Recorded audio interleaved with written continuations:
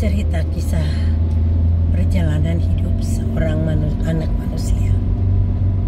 Maaf, suara saya lagi merdu banget nih. Beberapa waktu ini batuk terus.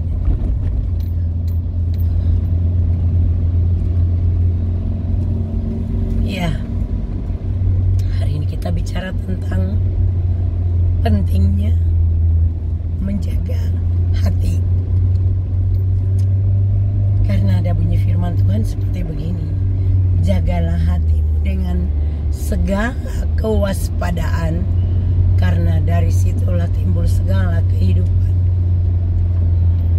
Kehidupan kita itu mau baik atau mau buruk, itu semuanya timbulnya dari hati.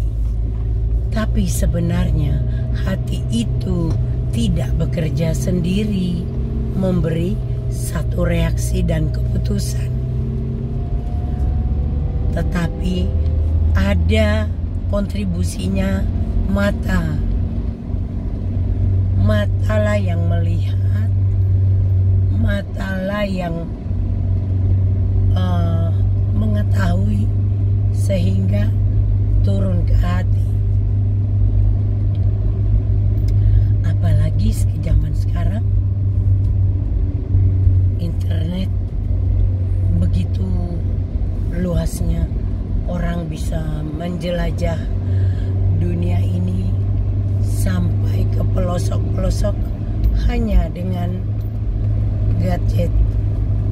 Gadget aja sudah bisa membawa seseorang melanglang buana dari satu benua ke benua yang lain, dari satu negara ke negara yang lain.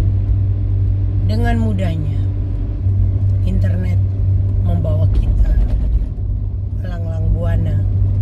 Begitu juga internet juga bisa membawa kita ke dalam hal-hal yang positif maupun hal-hal yang negatif.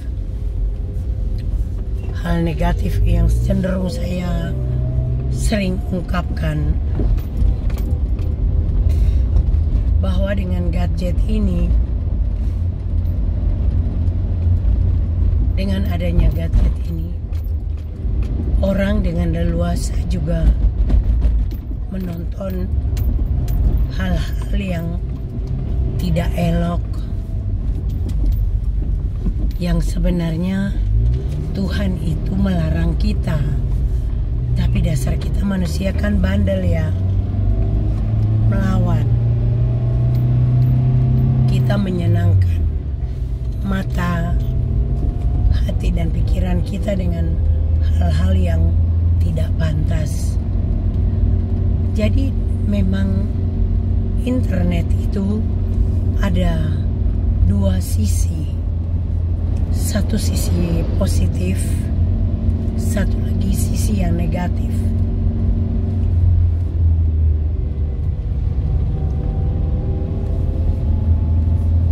Kita lihat kehidupan sekarang, begitu banyaknya juga kejahatan,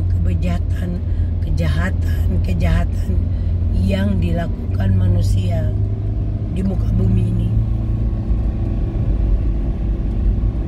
Saya tidak akan berhenti untuk selalu mengingatkan Bapak Ibu Saudara dengan hal ini, bahwa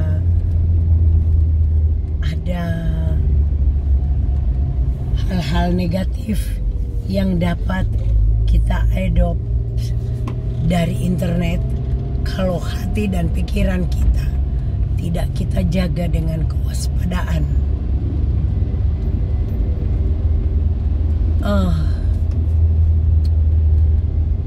Yang sering sekali dan banyak dilakukan orang, yaitu menonton film-film BKP itu, film yang tidak pantas untuk kita tonton. Kita sebagai manusia, ya.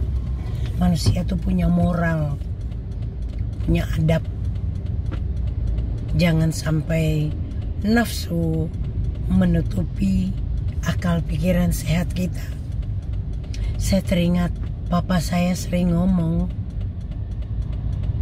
Papa saya itu bilang begini, manusia kalau tidak bisa mengendalikan nafsunya, manusia tidak ada beda dengan binatang.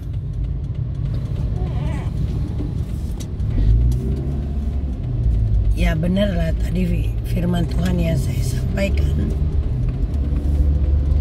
Jagalah hatimu dengan segala kewaspadaan, karena dari hatilah timbul segala kehidupan.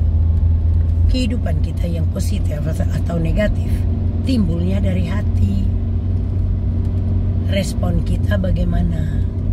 Apakah kita mau mengikuti nafsu kita, menonton perbuatan manusia-manusia yang bejat? Bayangin ya, ada orang yang melecehkan keluarganya sendiri dan divideoin, diupload di media sosial, bahkan dijual di media sosial. Ada lagi orang yang sudah berzina begitu, mereka videoin, dan itu diupload, ditonton oleh begitu banyaknya orang. Di manakah rasa malu? Di manakah moral itu disimpan?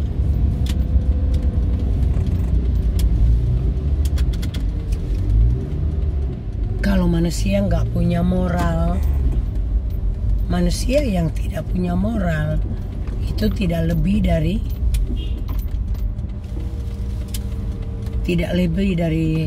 hewan. Tidak lebih dari hewan. Sama itu dengan hewan. Karena tidak bisa membedakan mana yang baik, mana yang buruk. Kemarin-kemarin kan heboh tuh yang fantasi sedara lah, suka duka yang di Facebook.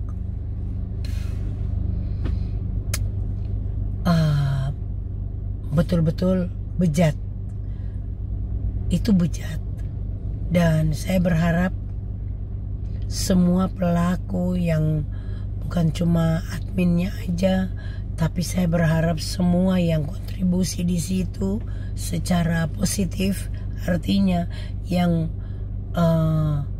aktif, maksud saya yang kontribusi dengan aktif di media sosial 2 itu, kiranya polisi bisa menangkap mereka dan menghukum mereka seberat-beratnya. Tapi permasalahannya, apakah aparat hukum kita juga bersih dari hal-hal demikian?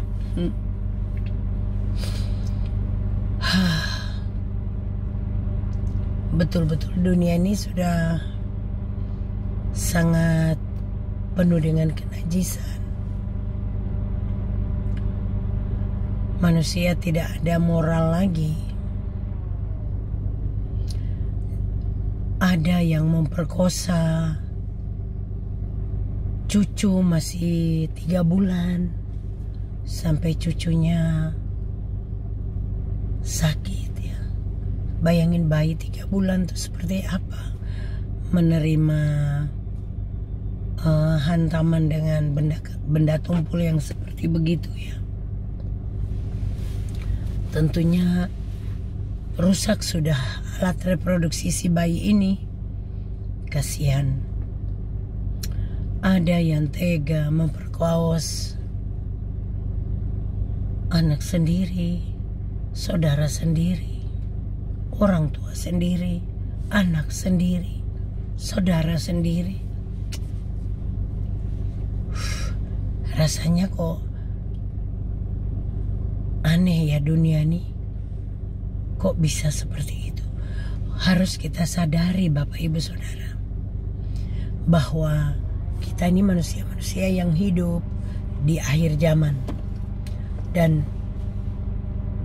iblis tidak akan tinggal diam. Iblis berusaha bagaimana dia bekerja semaksimal mungkin 24 jam tanpa henti untuk menarik banyak manusia masuk ke dalam jurang maut. Itu tujuan dia, supaya lebih banyak manusia yang masuk dalam jurang maut.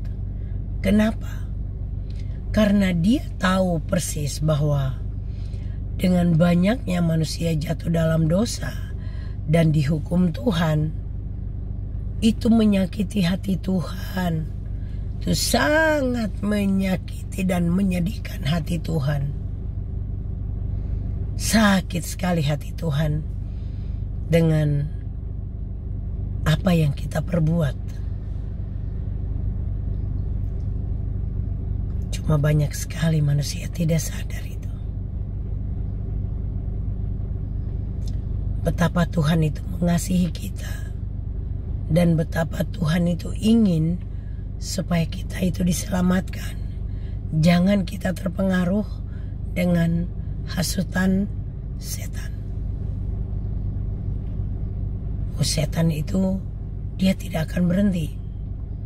Bagaimana dia berusaha untuk menjatuhkan manusia. Kerja keras dia. Butuh perjuangan keras dia. Satu, dalam hal seksual,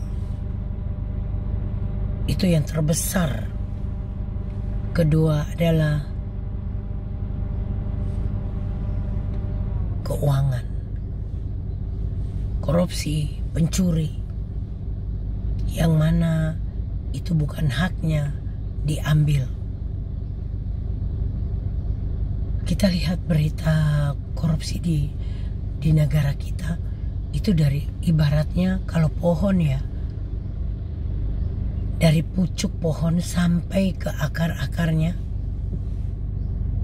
semuanya kena virus korupsi itu. Tapi bukan cuma hanya mereka yang duduk di jabatan-jabatan tertentu. Masyarakat umum pun banyak kan yang melakukan pencurian, perampokan, kejahatan internet dengan scammer. Aduh, itu sudah saya beberapa hari ini karena istirahat di rumah ya, sakit. Saya tidak ada pelayanan beberapa hari ini karena sakit itu. Saya lihat di FYP saya bagaimana orang-orang Indonesia yang kerja ke Kamboja karena tertipu. Betapa jahatnya orang-orang yang menipu saudara sendiri dari negara sendiri hanya untuk mencari keuntungan pribadi. Itu jahat banget. Sumpah itu jahat banget. Dan saya berharap pemerintah bisa lebih tegas lagi supaya hal-hal yang seperti begini dapat diminimalisirkan. Oke Bapak Ibu Saudara, jagalah hatimu dengan segala kewaspadaan, karena dari situlah timbul skala kehidupan. Skala kehidupan artinya segala yang hidup dalam kita, mau jahat atau yang buruk, itu adalah pilihan kita. Saya berharap kita lebih aware dengan kehidupan zaman sekarang, untuk menjaga kehidupan pribadi kita aja, pribadi lepas pribadi, untuk hidup benar di hadapan Tuhan, tidak melakukan dosa. Itu aja sih Bapak Ibu Saudara. Tuhan Yesus memberkati kita semua.